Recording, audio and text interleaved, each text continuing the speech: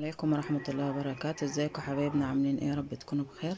النهاردة عامله لكم حاجة كده اقتصادية، وهنعمل كده من ربع كيلو بانيه هنعمل 15 قطعة. وازاي هوفر لكم يعني الكمية واكترها. هنا معايا بواقي مكرونة، عندي حوالي كوباية مكرونة مسلوقة، ومعايا بطاطساية، ومعايا ربع بانيه. بسم الله نصلي على الرسول. حطيت المكرونه والبطاطس والفيليه، ايوه حطهم كلهم مع بعض وما تقلقيش وما تخافيش، هيطلع كده طعمها فوق من روعه. عارفين طبعا احنا في غلو الاسعار كده، وقلنا نكتر كده الكميه، وخصوصا مع يعني اصحاب الاسر بسم الله ما شاء الله، يعني افرادها كتيره. حطيت بطاطسايه كده قطعتها مكعبات، وحطيت كوبايه مكرونه مسلوقه، وحطيت ربع البانيه. هنحط ملح وفلفل وتوم بودر وبصل بودر وبابريكا، وعندك مكعب مرق فوري هيبقى طعمه فوق من روعة. هنا لقيتها يعني لسه شوية، قلت انعمها كمان، لازم يبقى معايا ناعم قوي. طبعا البطاطس والمكرونة تخلي معايا الكمية العجينة يعني هتبقى متماسكة معايا. هنا حطيت التوابل اللي انا قلت لكم عليها، ملح وفلفل وتوم بودر وبصل بودر وبابريكا. تمام دي.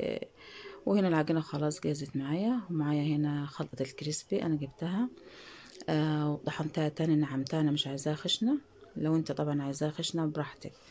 وهنا معايا مية، وابل ايدي كده مية، وشكل الشكل اللي انت عايزة تشكليه على هيئة بانيه الشركات اللي انت عايزة تقطعي على هيئة قلوب اللي انت عايزاه. شايفين العجينة بسم الله ما شاء الله، حاجة سهلة وبسيطة، مش هتاخد منك وقت، وطبعا اقتصادية ومش مكلفة، وهتكفي أسرتك كلها. وطبعا المكونات كلها موجودة عندنا في البيت، بس عايزة تفاعل أكتر من كده في فيديوهاتي، يعني مش عارفة فيديوهاتي مش عاجباكم ولا ايه. وخلاص هنا الكمية جاهزت معايا، بصوا بسم الله ما شاء الله، ادي 9 وهناك 6، كده 15 قطعة بانيه. حاجة جميلة وطعمها فول من روعة، وهتعجب أولادكم. تعملي جنبها مكرونة بصلصة، تحمري جنبها بطاطس، ووصفة جميلة واقتصادية. وما تنسيش اللي أول مرة تشوف قناتي تشرفني وتنورني كده. وتنسوش يا جماعة اللايكات أهم حاجة، وتشيروا الفيديو. وكده خلاص الوصفة معايا جاهزة. تكون عندي زيت غزير ويكون سخن، وانزل بيه بقى قطع البانيه بتاعتي دي كلها، حتى لو انت عازمة عزومة بسم الله ما شاء الله تكفي. وبعد كده ايه هنقليه في الزيت، وهيطلع شكله فوق من روعة، وحاجة كده اقتصادية وجميلة ان شاء الله هتعجبكم. خلطة الكريسبي لو ما عندكش ممكن بقسماط، بس دي هتبقى مقرمشة وحلو. تمام. لو انت عايزاها برضو الطبقة الخشنة، ممكن تبليها كده بمية، وبعد كده تحطها في الخلطة الناعمة، وبعدين في الخلطة الخشنة.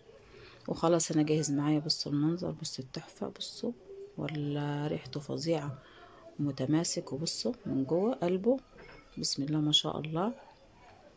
وصفة اقتصادية وجميلة، وطعم البانيه طبعا فوق من روعة. يا رب كده الفيديو يكون حازق اعجابكم، اشوفكم تاني في فيديو جديد بإذن الله.